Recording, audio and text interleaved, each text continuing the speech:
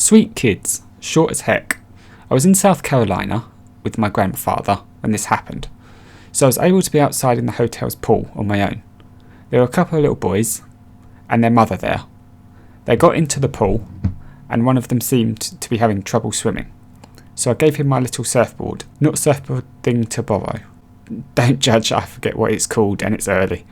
I guess the mum took this as an opportunity to get somebody else to watch her kids. She asked me if I could watch them for a few minutes because she needed to make an important phone call.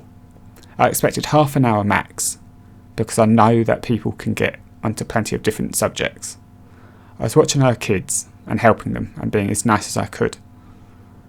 She was on the phone for about an hour and a half before she called her kids out to go back to their room. The kid returned what was mine, so I didn't really have any complaints since they listened, were well behaved and didn't attempt to steal.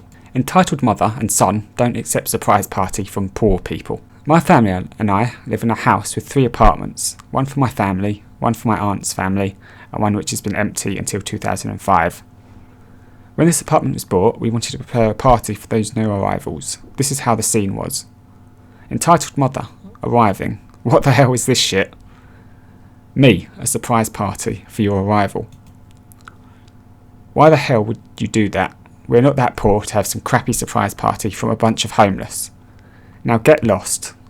We bought this house to live in, not to be disturbed with some homeless. Yeah, now get lost. This is where I lost my composure.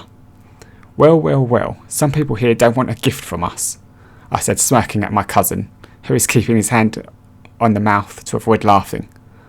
He knows that I'm not the kind of guy that wants to be insulted. Then I slapped my 3-kilo cake on the face of the entitled mother, which starts screaming like a Nazgul nerd who got his pinky cut off. The PH starts smiling and laughing as hard as you can imagine, and thanks to me, have taken position against her to teach her a lesson, which she will never forget. Then proceeds grabbing her arm and keeping her away from me.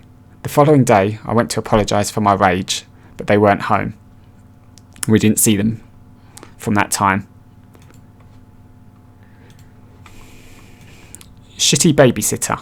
So when I was a young meerkat, my mum had to work for my survival, which meant she needed someone to watch me and my sister. So one fateful day, we started our first day at my shitty babysitter's place, who had 2 kids. Now our first day over there was okay. Then it started getting gradually worse. She wouldn't feed us for hours on end, and wouldn't let us sit on their furniture, or go anywhere else in the house unless it was the bathroom.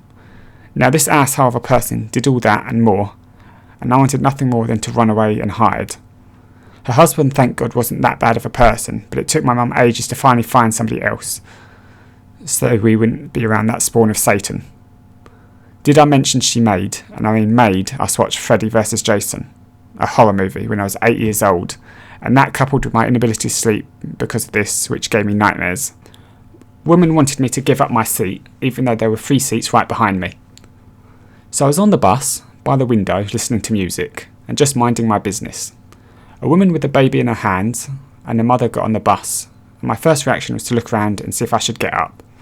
After seeing a 3 seat right behind me, I went back to listening to music. As I was watching the passing cars, I saw that the older woman was saying something to me. I took my headphones off, but before I was even able to ask her what she had said, she started shouting at me. How dare you not stand up and give your seat to the mother? She has a baby, for God's sake. I was so surprised, it took me some time to realise what she meant and answered, I'm sorry, but there were 3 seats close by, so I thought. She didn't even let me finish. And you even have the nerve to talk back. Ugh, this generation is so rude, she shouted. So I got up, made the 2 steps to the back seat and sat down. I could hear the woman still speaking to somebody else. I swear to God, today's kids have no respect for mothers and the elderly. To this day, I have no idea what I did wrong.